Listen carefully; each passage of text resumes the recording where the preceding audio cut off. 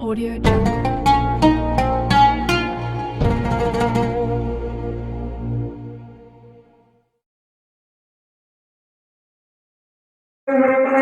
Ustaz Al-Mujibur Rahman selaku Ketua Yayasan Mutiara Insan Mulia Pengok dan Pengasuh Pondok Pesantren Mutiara Quran beserta jajaran kepengurusannya.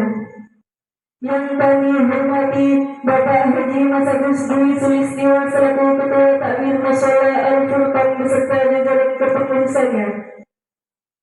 Yang kami hormati Saudara Budi Bagas Purnama selaku Ketua Panitia Kegiatan Ramadan 1445 Hijriah beserta jajaran kepanitiaannya. Terima kepada seluruh hadirin hadirat jamaah mushola Al-Furqan yang insya Allah dirahmati oleh Allah Subhanahu wa Ta'ala. Amin ya rabbal alamin. Pertama-tama marilah kita panjatkan puja dan puji syukur kehadiran Allah karena atas segala nikmat, hidayah serta ilmunya kita dapat berkumpul pada tempat yang mulia ini dalam keadaan sehat walafiat. Alhamdulillah. Kedua kalinya salawat serta salam tetap tercurah limpahkan kepada junjungan kita Nabi Agung, Nabi besar, Nabi Muhammad Sallallahu Alaihi Wasallam yang telah menuntun kita dari jalan yang gelap gulita menuju jalan yang terang benderang, yakni ad-dinul Islam wal iman. Bismillahirrahmanirrahim. Ya ayyuhalladzina amanu kutiba alaikumus shiyam kama kutiba alal ladzina min qablikum la'allakum tattaqun. Al-ayah sadaqallahul azim. Wahai orang-orang yang beriman, diwajibkan atas kamu berpuasa sebagaimana diwajibkan atas orang-orang sebelum kamu agar kamu bertakwa. Quran Surah Al-Baqarah ayat 183.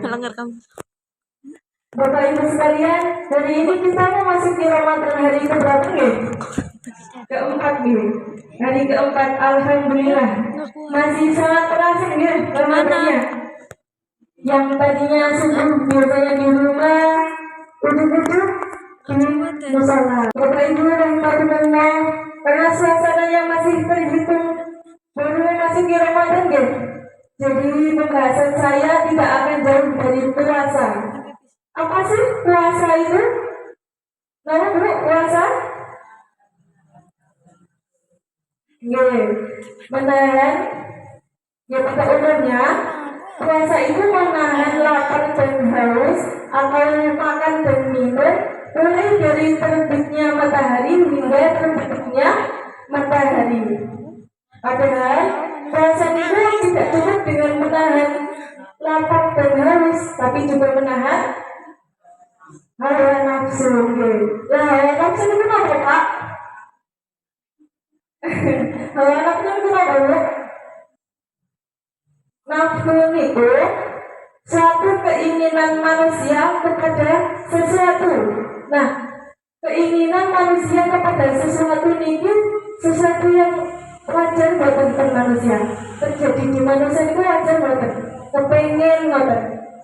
Wajar nih, wajar asalkan tidak bertentangan dengan perintah Allah Subhanahu Wa Taala.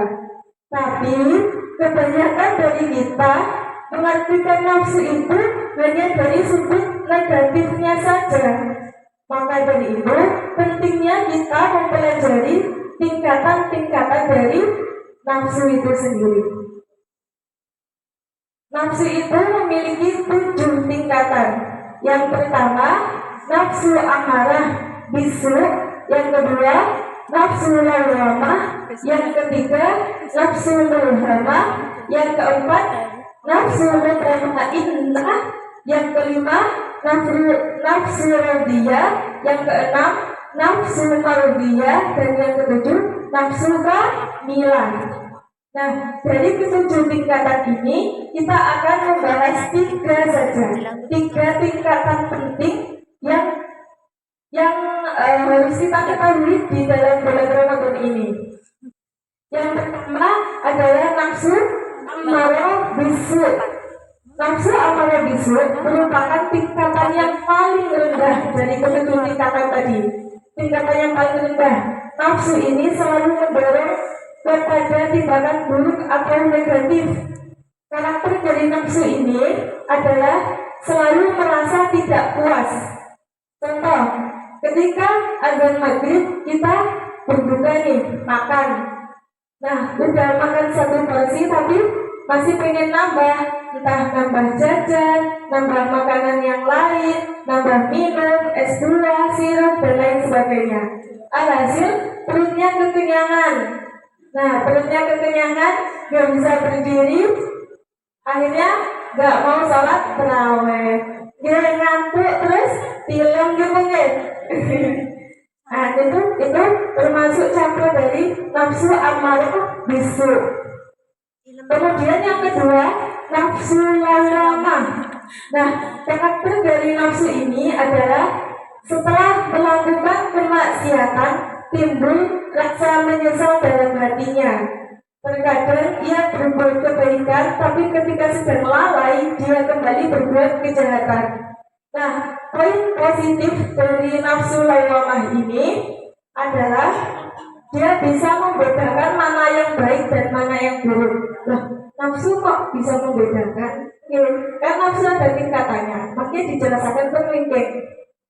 Jadi nafsu lawamah ini bisa membedakan antara yang baik dengan yang buruk. Kemudian yang ketiga yaitu nafsu mutmainnah.